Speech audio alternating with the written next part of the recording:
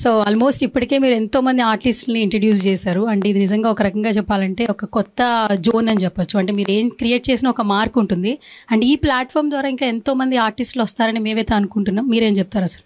Absolutely, and that is whole idea of the concept. అంటే ఒకటి మనకి తెలియని చాలా మంది వస్తారు ఫిల్మ్ ఇండస్ట్రీ కూడా. When they go to the website they also can see ఎంతమంది యాక్టర్స్ ఉన్నారు, వాళ్ళకి ఉన్న సూటబిలిటీ వాళ్ళకి ఏంటి అనేది. That is in open platform.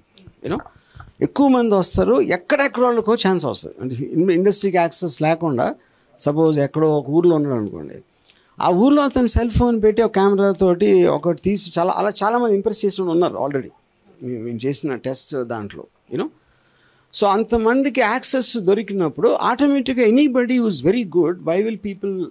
ఇప్పుడు నాకు నచ్చకపోవచ్చు సపోజ్ ఒక పర్టికులర్ యాక్టర్, కానీ ఓటింగ్ ప్రాసెస్లో 70%కి అతను నచ్చాడంటే అది నేను ఇగ్నోర్ ఎలా చేస్తాను? అంత స్టూపిడిటీ అది ఇగ్నోర్ చేయటం, అది నా పాయింట్.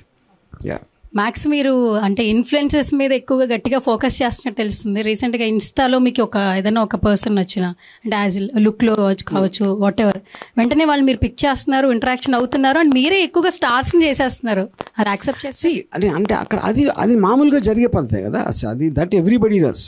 ఇప్పుడు మీరు చెప్పిన ఇన్స్టాలో అంటే ఇప్పుడు నేను కేరళ అమ్మాయిని చూసాను. యా సో అది that is what I like నా కాంటెస్ట్. కానీ దాంట్లో కూడా మీరు అక్కడ చూస్తే ఇప్పుడు నేను అమ్మాయిది వీడియో పెట్టి నా ట్విట్టర్లో can someone tell me who she is అంటే దానికి 1.5 మిలియన్ వ్యూస్ వచ్చినాయి. యూనో సో అది కూడా ఒక విధంగా ఇది కదా. ఇప్పుడు అంతమంది రియాక్ట్ అయ్యారంటే ఏదో ఉన్నట్టే కదా. అది నా పాయింట్. యా సార్ ఫైనల్గా ఒక క్వశ్చన్ సార్, పిఠాపురం అంటే ఏమైనా గుర్తొస్తుందా సార్? పిఠాపురం నాకేదో గుర్తొస్తుంది, మీరు చెప్తే వినాలి. ఓకే, అప్పుడు అది ఇప్పటివరకు చాలా మంది ఇంకా నన్ను కంగ్రాచులేట్ చేస్తున్నారు. అవునా? పాలిటిక్స్ నుంచుంటున్నాం అంటారు. ఎందుకంటే వాళ్ళు నా ట్విట్టర్లో నేను క్లారిఫికేషన్ చూడాల, వాళ్ళు చేస్తే ఎక్కడో ఇని ఉంటారు.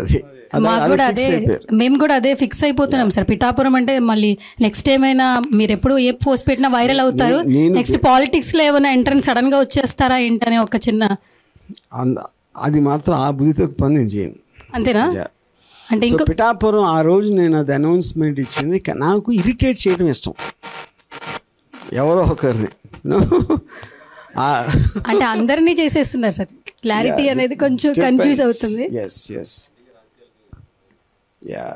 నేను ఇప్పుడు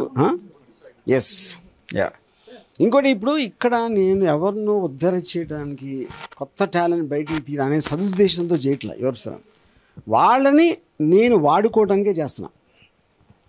as a production company this is the nearest thing were people like అనే నా స్వార్థంతో చేస్తున్నా, కానీ ఎవరినో ఉద్ధరించడానికి నాకు ఏమాత్రం ఉద్దేశం లేదు. అదే కారణంతో నేను ఎప్పుడు రాజకీయాల్లో కూడా వెళ్ళను.